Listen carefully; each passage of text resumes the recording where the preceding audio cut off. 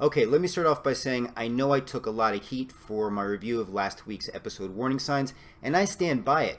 But I'm also proud to say that this week's episode, The Obliged, really got things back on track. This was a nice return to where the episodes 1 and 2 really built things up. I want to make sure I give credit to director Rosemary Rodriguez and writer Geraldine Ainoa, who just did an amazing job of really setting up the first of Rick Grimes' final 2 episodes. And it was fun, it was angering, there was tension, but it was smart, it made sense. And like I said, I think it grounded things in a lot more reality. So let me just jump right into my review on the things that I really took away from this and the reason why I enjoyed the episode so much. Michonne, first off, the entire beginning sequence where we see how her life almost in a Groundhog's Day sort of way is just a pattern of being an administrator and then being a mom and being a girlfriend. And that need to go out and still kill walkers, and how even that becomes just a general rotation of her life. I thought that was portrayed so well. It's this idea of like, look, when you have to go from survival instincts and killing and traveling to wanting to build a community, that's a tough transition for somebody who's been living that life for so long. And I think that was demonstrated so well in that opening sequence.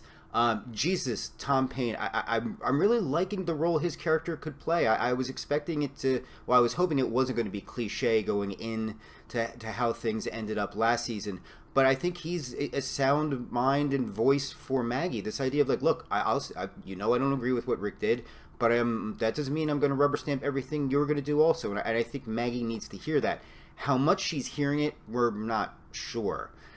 Speaking of Maggie, to be honest with you, I understand where she's completely coming from. My only question in regards to this is, does she understand what she's potentially doing? She is essentially, as a representative of Hilltop, going to invade the sanctity of Alexandria and take out Negan. I don't know if this has really been thought out about how this is all going to play out in the big picture. Also, the Michonne-Negan exchange. I think all of us looked at it and thought, oh, are we getting another Clarice Starling, Hannibal Lecter type setup? And we got that. I like that we got some of Negan's backstory from the comic book starting to come into play. It's also interesting, and I noticed a lot of people have been mentioning this, and I took it to heart too. This theme of, the weak making you weaker and that your loss can make you stronger seems to be a carryover theme we've seen really prominently displayed in Fear the Walking Dead. And we saw that play out in the exchange between Negan and Michonne. I will say, though, what was an amazing saving grace, in which I really want to make sure it gets a lot of credit, Jeffrey Dean Morgan. That turn where he just goes creepy weird about Lucille and the way he starts slamming his head against the wall, I didn't see that coming, at least in regards to how he was going to portray the character. And that really I just found was a nice little interesting twist towards the end of the episode. But I got to get to Daryl. Daryl, seriously, you're Rick's brother. You're bros. I think you're coming from way too of a high and mighty standpoint. First off, if you're going to lecture about Glenn, remember, Abraham was the one that was killed. If we're going to believe Negan in these regards, he doesn't really show himself to be a liar. He wasn't going to take out Glenn until you went after him, so there's that.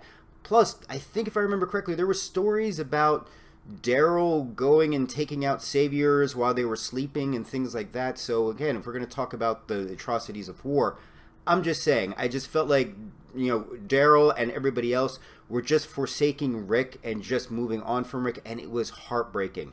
And I think what kind of led into the double cliffhanger. Obviously, the situation with Maggie stumbling upon those walkers and how they were mysteriously killed, I think lends itself to whispers or possibly even something else that's coming into play. And then, of course, we have Rick impaled on a spike as hordes of walkers are coming his way, and we see from the previews next week, it doesn't look good for him. Do I think they're going to take him out with the way we saw? No, but I just, with a lot of people coming back next week, a lot of guest appearances, we got to say that going into next week's episode, things do not look good for Andrew Lincoln's Rick Grimes.